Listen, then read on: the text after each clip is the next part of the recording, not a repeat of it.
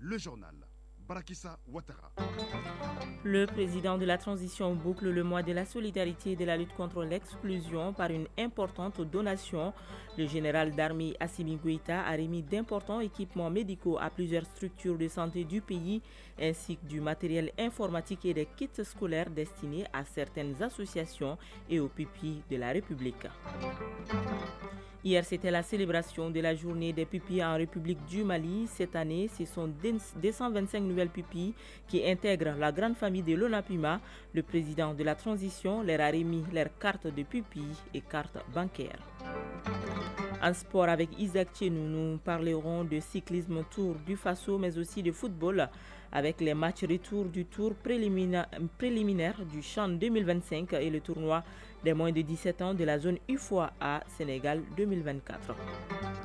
Rendez-vous en fin d'édition avec Soumaïla Berté dans la chronique du développement. Dans ce deuxième numéro consacré au nouveau code minier du Mali, il ressort que l'État devra empocher chaque année entre 500 et 1000 milliards de francs CFA des revenus générés par l'ensemble des mines en activité dans le pays. Voilà pour le sommaire. Mesdames et messieurs, bonjour et bienvenue. Je le disais, le président de la transition met à la disposition de plusieurs structures de santé du pays d'importants équipements médicaux. À cela s'ajoute du matériel informatique et des kits scolaires destinés à certaines associations et aux pupilles de la République. Ces œuvres sociales du chef de l'État viennent boucler les activités du mois de la solidarité et de la lutte contre l'exclusion. Ibrahima Traori. Jardin du palais présidentiel. Le chef de l'État agit encore pour renforcer le niveau du plateau technique des structures de santé du pays.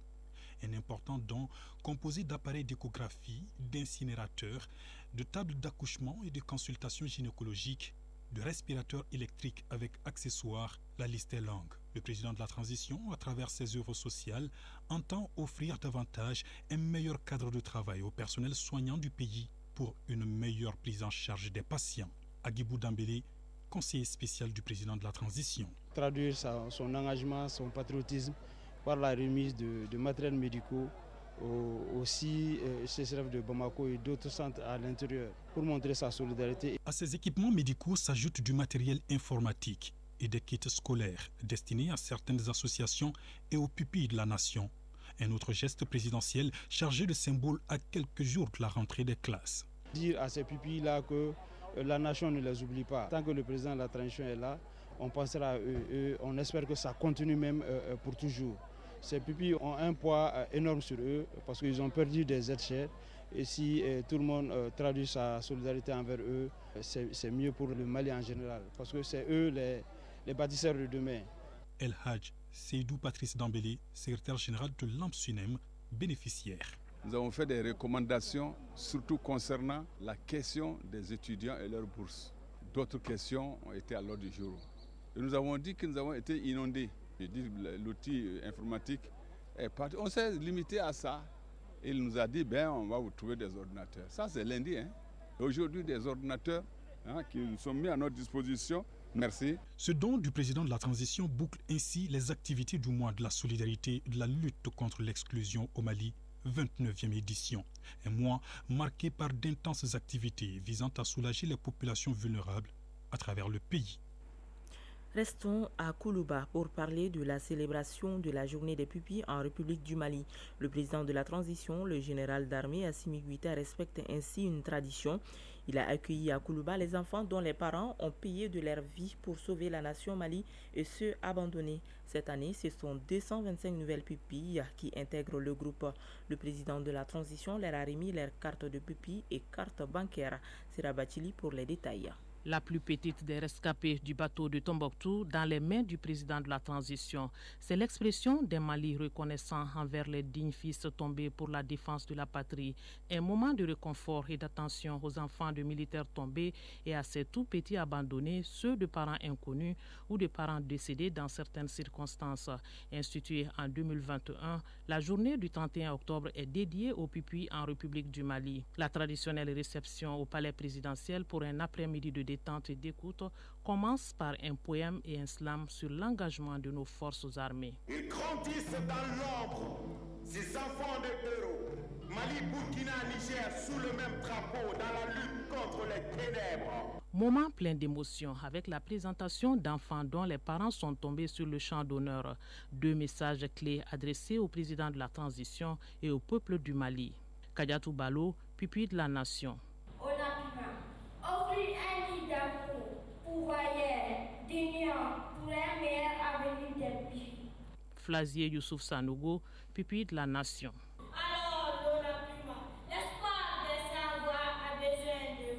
Ces pupilles ont des droits que l'État restitue à la place de leurs parents. Colonel Assaba Diallo Touré, ministre de la Santé et du Développement social. Nos pupilles appartiennent à chacun d'entre nous. Leurs parents ont sacrifié leur vie pour notre sécurité.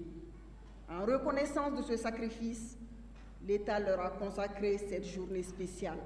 Ensemble, nous avons la responsabilité morale de leur offrir les meilleures chances d'un avenir brillant. Je tiens à exprimer ma gratitude à son Excellence le général d'armée Assimi Goïta, chef de l'État, pour son engagement constant en faveur de ses enfants. Sous sa direction, des actions concrètes ont été entreprises. Des bus pour leur transport, des kits scolaires, des outils informatiques et bien sûr le futur site dont la première pierre a été posée le 8 février 2024. Cette année, ils sont 225 nouveaux pupilles à intégrer la grande famille. Pour la concrétisation de leur prise en charge, le président de la transition, le général d'armée Assimi Goïta, leur a remis des cartes de pupilles et des cartes bancaires accompagnées de cadeaux et de fournitures scolaires. Un geste d'encouragement en cette veille de rentrée scolaire. Les 255 viennent s'ajouter au lot de 1272. Colonel Assaba Diallo Touré, ministre de la Santé et du Développement social. Sur les 1653 pupilles, 159 sont sortis de la prise en charge et 1272 sont encore dans le parcours scolaire. À cet effet, je suis comblé de partager avec vous leur réussite, dont un taux d'admission de 57,73% au baccalauréat et de 34,29% au DF. 5 pupilles poursuivent désormais leurs études au Maroc et 10 nouveaux bacheliers ont récemment obtenu des bourses d'études au Mali. L'ONAPUMA, l'Office national des pupilles en République du Mali, a la charge de suivi de ses enfants. Les responsables de l'Office effectuent des visites à domicile et dans les établissements scolaires pour s'assurer de leurs conditions de vie et les rapports avec le corps professoral ainsi que l'administration scolaire. Kone Sissi Odile Dako, directrice générale de l'ONAPUMA. C'est une redevabilité vu le sacrifice qui a été consenti. Le rendez-vous annuel des pupilles est toujours immortalisé par une photo de famille avec le chef de l'État et le traditionnel tour du palais présidentiel. Un moment de découverte et de plein épanouissement pour ces enfants dans un univers poétique et affectif. Le Centre régional de recherche agronomique de Sotuba a organisé sa 4e journée porte ouverte sous le thème Facilitation de l'accès aux technologies climato-intelligentes pour accroître la résilience des acteurs face aux défis du changement climatique. L'événement a permis aux producteurs et acteurs du monde agricole de découvrir les nouvelles variétés de cultures pratiques dans le parc de technologie et d'innovation agricole. La cérémonie était présidée par le ministre de l'Agriculture accompagné de 2 autres collègues du gouvernement, Batraouri. Le parc de technologie et d'innovation agricole de l'IR de Sotuba ouvre ses portes aux producteurs et autres acteurs agricoles. C'est à la faveur de la 4e journée porte ouverte dont l'objectif est de partager les résultats des recherches en matière agricole. Cela dans un contexte où les effets des changements climatiques se font de plus en plus sentir. Dr Khalifa Traoré, directeur général de l'IR. Le parc de technologie qui est un espace dans lequel sont exposées les technologies et innovations de pointe des chaînes de valeur agricoles. Mise en place sous forme de vitrine, nous offre l'occasion de partager des informations sur les technologies et innovations de pointe développées par la recherche et de recueillir également les besoins des acteurs en vue de faire des thèmes de recherche. Au parc de technologie et d'innovation agricole de Sotuba, plusieurs variétés de cultures sont entretenues. Les plus courantes sont le maïs, le mil, le fonio, l'arachide et les tomates. Ce champ expérimental est le fruit de la coopération entre le Mali et plusieurs partenaires dont la coopération suisse. Jean-Michel Liman est représentant de la coopération suisse. La mise en avant de ces innovations et des technologies, ainsi que la communication envers les bénéficiaires et les décideurs, sont essentielles pour la durabilité de nos actions. L'option des technologies innovantes pour booster la productivité est un choix soutenu par le gouvernement. Daniel Simon-Kileman, ministre de l'Agriculture. Placé sous le thème « Facilitation de l'accès aux technologies climatiques intelligentes pour accroître la résilience des acteurs agricoles face aux défis du changement climatique » est une opportunité pour toutes les parties prenantes de s'approprier des technologies et des innovations de l'Institut d'économie rurale, du CORAF et celles acquises auprès d'autres institutions internationales de recherche partenaires. Avant de quitter le parc, la délégation ministérielle a eu droit à la visite des stands. À présent, les nouvelles à l'international. Au Sénégal, le Premier ministre Ousmane Sonko et son staff en campagne pour les élections législatives ont été la cible des jets de pierre mercredi dernier au centre du pays. Ousmane Sonko s'en est sorti indemne. Je vous rappelle que le siège de son parti, la PASTEF, a été attaqué en début de semaine. Au Kenya, la haute cour de Nairobi a donné hier son feu vert à l'entrée en fonction du candidat Kithure Kindiki, le nouveau vice-président. L'ancien vice-président Rigathi Gachagua, accusé et démis de ses fonctions, continue de contester sa destitution devant la haute cour, déclarant que les accusations n'étaient pas fondées et que les audiences n'étaient pas équitables. Cette destitution crée un malaise au sein de l'Alliance démocratique unie au pouvoir. Au Botswana, le président sortant a reconnu sa défaite avant même l'annonce officielle des résultats. Selon le résultat partiel, le parti au pouvoir serait en 4e position avec seulement 3 sur les 61 sièges, contrairement au principal parti d'opposition qui aurait fait 25 sièges du corps législatif. Le dépouillement des votes est en cours et les résultats devraient être validés par la commission électorale indépendante au cours de la journée. Adoptée mercredi dernier à l'unanimité par les 15 membres du Conseil de sécurité, la mission d'assistance des Nations Unies en Somalie deviendra dès aujourd'hui la mission d'assistance transitoire des Nations Unies. Cette mission effectuera 2 phases de transition et s'étendra sur 2 ans jusqu'en octobre 2026. Elle assistera la Somalie dans la révision constitutionnelle, la tenue d'élections ou encore la protection des droits humains. En Colombie, pour terminer, le Sénégal et le Mali veulent agir ensemble avec la Mauritanie pour sauver la Falémé, un cours d'eau très pollué aujourd'hui par l'exploitation aurifère, le dragage, l'utilisation de produits chimiques. Le sujet a été évoqué lors de la séance de travail que le ministre en charge de l'environnement a eu avec son homologue sénégalais en marge de la COP16 à Cali, en Colombie. Le Sénégal a déjà interdit l'exploitation de l'or sur la Falémé. Écoutons respectivement le ministre sénégalais de l'Environnement et de la Transition écologique Daouda Ngom et le ministre de l'Environnement, de l'Assainissement et du Développement durable Mamadou Samake. Ils sont au micro de nos envoyés spéciaux à Kali, Siaka Kounati et Taïeb Adjaouyakoya. Depuis quelques années, la Falémé, qui est le plus important affluent du fleuve Sénégal, est confrontée à un grand problème de pollution. Pollution due à l'usage des produits chimiques, au dragage sur le lit du fleuve, entraînant des conséquences écologiques, c'est vrai, mais également des conséquences socio-économiques et des conséquences sanitaires. Le Sénégal a pris, il y a de cela 2 mois, un décret pour interdire carrément l'exploitation de l'or sur le lit du fleuve et à 500 mètres des berges du fleuve du côté Sénégal. Le Sénégal ne peut pas prendre une décision qui va prospérer sans le Mali. C'est dans ce cadre que j'ai échangé avec mon homologue du Mali et nous allons travailler ensemble, aller vers l'OMVS. Pourquoi ne pas aller vers un projet intergouvernemental sur la dépollution de la Falémé, aller vers un observatoire sur la Falémé qui nous permettra de faire un monitoring. Il est grand temps de coordonner les actions de part et d'autre de nos frontières, pas seulement le Mali et le Sénégal, mais aussi avec la Mauritanie, pour sauver ce fleuve qui est la Falémé. Je rappelle que le nouveau code minier du Mali interdit purement et simplement toute activité de dragage sur les cours d'eau, et tous les cours d'eau, sans exception. Donc à ce niveau, les textes sont très clairs. Donc aussi, les niveaux de délivrance des permis miniers aujourd'hui sont passés du simple arrêté au décret et avec beaucoup de ministres qui sont impliqués dans le processus.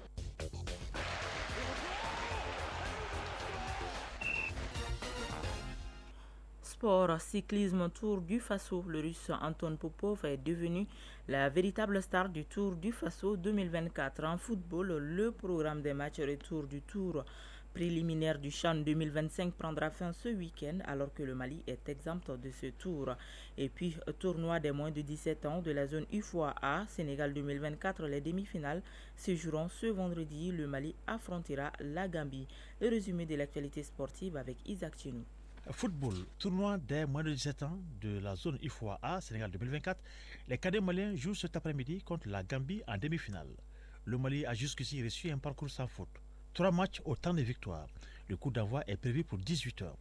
Un peu plus tôt, lors de la première demi-finale, le Sénégal, champion d'Afrique en titre, croise le fer avec la Guinée-Bissau. Une rencontre prévue pour 16h. Les deux finalistes joueront la phase finale de la CAN des moins de 17 ans. CHAN 2025. Le programme des matchs retour du tour préliminaire ont commencé hier. Le Rwanda a battu Djibouti par 3-0. Le Rwanda passe au second tour. Déjà cet après-midi, le Libéria sera face à la Sierra Leone à partir de 16h. Demain, le programme se poursuit à 17h avec au stade Félix Houphouët-Boigny les éperviers du Togo qui joueront contre les Guépards du Bénin. Un peu plus tôt, l'Eswatini aura affaire au Zimbabwe et dimanche, il y aura Tanzanie-Soudan. Le Mali entrera dans la danse au deuxième tour et sera face à la Mauritanie. Pour rappel, les matchs allés du second tour sont prévus du 20 au 22 décembre, alors que les matchs retour sont prévus du 27 au 29 décembre. La phase finale de ce championnat d'Afrique des Nations aura lieu au Kenya, en Ouganda et en Tanzanie du 1er au 28 février 2025. À raison de l'organisation tripartite du championnat d'Afrique des Nations, l'équivalent de la CAN pour les joueurs locaux se disputera avec 19 participants, dont les 3 pays hôtes qualifiés d'office. Il en sera de même pour le Maroc, la Tunisie et la Libye qui récupèrent automatiquement les 3 places qualificatives dans la zone Afrique du Nord, puisque l'Algérie, hôte et finaliste de la précédente édition, et l'Égypte, comme à son habitude, ont fait le choix de ne pas s'inscrire pour le tournoi. Sacré en 2018 et en 2020, le Maroc avait quant à lui manqué la précédente édition sur fond de conflit diplomatique avec l'hôte algérien. Cyclisme pour terminer Tour du Faso, le Russe Anton Popov est devenu la véritable star du Tour du Faso 2024, même s'il ne remporte pas le maillot jaune. Il brille sur les différentes étapes de cette 35e édition. Il a remporté hier sa 3e étape courue entre Bobo Dioulasso et pas loin de 130 km/8. Le Marocain Mouchine Al-Kouraji conserve toujours le maillot jaune de leader après cette 7e étape. Satura Yamego reste le meilleur jeune de la compétition. Le Marocain Driss El Alouani porte le maillot vert de classement au point. La 8e étape est prévue ce vendredi et sera courue entre Ouagadougou et Yako, soit une distance de 116 800 mètres. Le Mali est présent à ce Tour du Faso. Chronique du développement.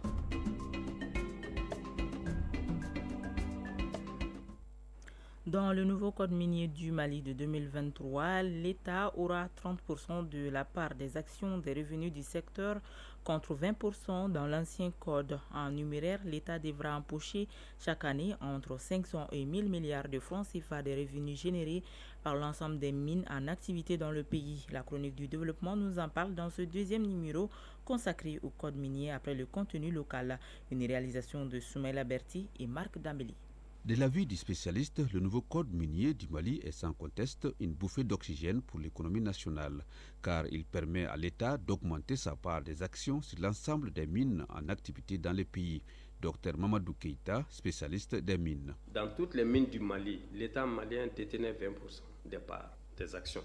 Et parmi les 20%, vous avez 10% gratuits, parce que quand l'État malien donne le permis d'exploitation à une entreprise, donne droit automatiquement à 10% gratuit à l'État malien. Maintenant, dans ce nouveau code, la part de l'État malien passe de 20% à 30%. Donc, nous avons toujours 10% en gratuit et 20% en numéraire. C'est-à-dire que l'État malien a la possibilité d'acquérir, d'acheter 20% des actions. Quand on a plus d'actions, les dividendes qu'on doit partager, les dividendes, c'est l'entreprise réalise des bénéfices, on partage le bénéfice proportionnellement au nombre d'actions des actionnaires. Il est clair qu'avec toutes ces mesures-là, les caisses de l'État vont être bien fourni.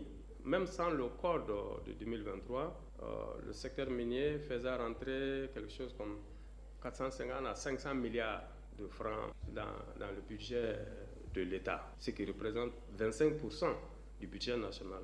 Mais cette part va augmenter. Le code minier de 2023 pose une autre problématique dans le secteur. C'est celle relative à la migration des sociétés minières vers ces codes.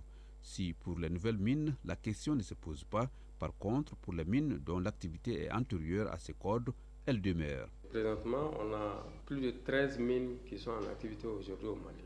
Avant le code de 2023, les sociétés qui étaient déjà en activité, ils vont se dire, est-ce que nous, on sera frappés par ce nouveau code? Parce que ce nouveau code est venu après que nous, on a déjà signé le contrat avec l'État malien. Est-ce que la loi doit être rétroactive? Et ils n'ont pas le choix. Si vous voulez continuer vos activités normalement, je pense que vous devez vous plier aux lois du pays. Mais les nouvelles mines qui ont été créées avec le nouveau code, il n'y a aucun problème. Aussi, le nouveau code minier apporte des innovations dans la gestion de ce secteur. Il s'agit par exemple de la mise en place d'une brigade spéciale minière. Dr Mamadou Keïta, spécialiste des mines. Le code de 2023 est une révolution. Mais quand vous menez une révolution dans le secteur, il y aura des réticences. Et il y aura des tentatives de contourner ces dispositions légales. Mais comment l'État peut s'assurer que ce que le code dit est appliqué? Donc il faudra aussi des garde-fous. D'où la brigade spéciale minière, c'est des garde-fous. Et voilà des instruments qu'on veut mettre en place. Si vous contournez ces lois, voilà ce qui va vous arriver. Nul doute que la mise en œuvre du code minier de 2023 va marquer un nouveau départ pour ce secteur hautement porteur pour l'économie nationale. Ceci afin qu'il soit véritablement la locomotive du développement économique du Mali. Vous pouvez donc retrouver cette édition sur nos plateformes digitales. Pour vous dire que c'est la fin de cette édition. C'est une présentation de Barakissa Ouattara. Elle a été réalisée par Awa Traoré et Lala Damile sous la coordination de Ousmane Dao. La mise en onde est assurée par Bintou Traoré. À la mise en ligne, Amadi Sow. Merci à vous de l'avoir suivi. Prochain rendez-vous avec les infos, c'est à 19h30 avec Soumaïla Berthier. D'ici là, juste après ce journal, vous pourrez suivre les avis et communiquer avec Fousseni Diarra. Bonne suite de programme.